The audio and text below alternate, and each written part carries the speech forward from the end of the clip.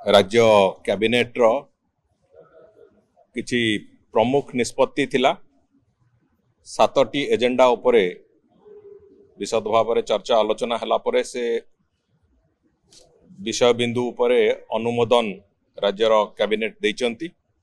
सबुठु अधिक गुरुत्वपूर्ण थिला मुख्यमंत्री कामधेनु योजना जो बाबद रे बजेट आलोचना बेले माननीय मुख्यमंत्री तार सम्यक सूचना देइथिले तार सामग्रिक भाव में 8टी विभिन्न दिग गोपालन एवं गोवंशर सुरक्षा ठू आरंभ करिकी आमर दुग्ध उत्पादन को नेशनल लेवल रे एक बड़ संख्यार पहुंचेवा पाई नेशनल लेवल संगे आमको समतुल करने पाई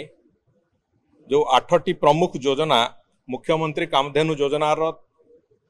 जो बड़ योजना है अम्ब्रेला योजना ता तले व्यापक भाव में महिषी पालन व्यापक भाव में गोपालन एवं गो संपदर बीमा बीमा रे जो थे कि 85% पर्यंत बीमा राशि सरकार दबा भलिया एक स्थिति है जो थे कि मात्र 15% चाषी को दबा पड़ो। बाछुरी मानंकु खाद्य तांकर सुषम खाद्य केमती जोगई दिया जीवो बाछुरी मानंकर जो तांकर प्रॉपर ग्रोथ है आगामी दिन रे तांकर प्रोडक्टिविटी बढ़िबो से दृष्टिकोण बाछुरी मानंकर खाद्य बाछुरी पालन जो माने समवाय चाषी जो माने अछंती सेमानंकु लीन पीरियड रे तांकु सहायतार घोषणा दुग्ध उत्पादक उत्पादन जो संगठन गुड़िक जो माने अछंती तांकु सहायता कथा एवं ओमफेड को आहुरी सशक्त करने पाई आउ किछि योजना तार आर्थिक बराद से कथा भी आलोचना हेची एवं विशेष करी कि फडर चाष पाई जो घास गाई मानक पाई जो फडर चाष होगा कथा फडर चाष पाई भी विभिन्न प्रकार रो इंसेंटिव इत्यादि ए सब कथा को नहीं गोटे कम्प्रिहेन्सिव योजना संपूर्ण रूपे गोपालन एक कम्प्रिहेन्सिव योजना राज्य सरकार एक ओडिशा दृष्टिकोण देखा गले ये एक ऐतिहासिक योजना हम एवं एथिरे वास्तव में ग्रामांचल रे गोपालन पाई महिषी पालन पाई एक व्यापक क्षेत्र प्रस्तुत करिवो जहा फल ग्रामांचल रोजगार वृद्धि पाई जो योजना आरंभ होईची ये निश्चित भाव में ग्रामांचल रे रोथिबा लोक मानकर रोजगार वृद्धि पाई एक व्यापक रास्ता तैयारी करिवो एवं स्पष्ट भाव में रोजगार वृद्धि पाई एक सक्षमतार जो रास्ता से रास्ता तैयारी करिवो।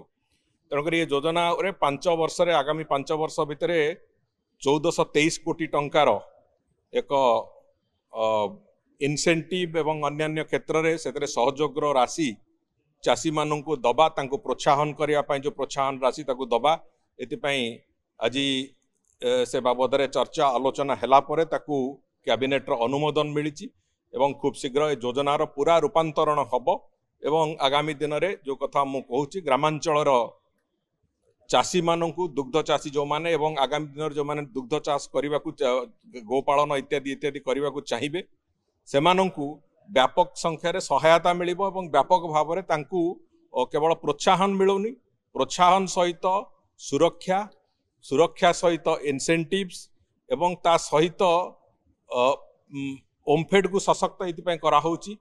जे तांकर विक्रय क्षेत्र रे भी दुग्ध विक्रय क्षेत्र रे भी तांकु सहायता जोगाई देवा पाई जहाँ जहाँ आवश्यकता अच्छी सबु दिग को आखि आगे रखाई एक ऐतिहासिक योजना प्रस्तुत होती एवं ताकु आज कैबिनेट अनुमोदन प्राप्त होती। द्वितीय है जे ओडिशा उच्च न्यायालय जो कर्मचारी मानक पई गोटे दीर्घ दिन धरिकी मान्यवर हाईकोर्ट से थिला तांकर अनुरोध थिला ओडिशा प्रदेश रे सरकार ताकू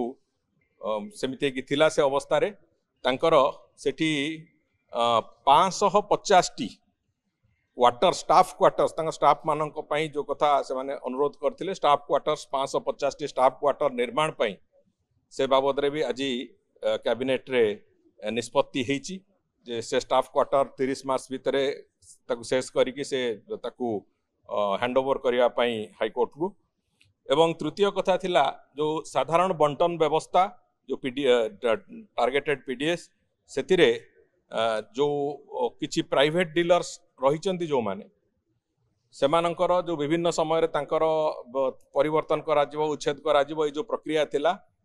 से प्रक्रिया को आउ टिके अनुध्यान करा जाउछ एवं तांकर जेहेतु 2019 मसियारू तांकर एक्सटेंशन ही चलीथिला 2026 पर्यंत तांको एक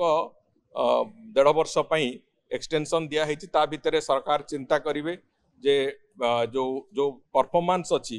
पीडीएस रो जो परफॉर्मेंस अछि से परफॉर्मेंस को आखि आगे रखिकी कौन करा जाई परिबो सबुठू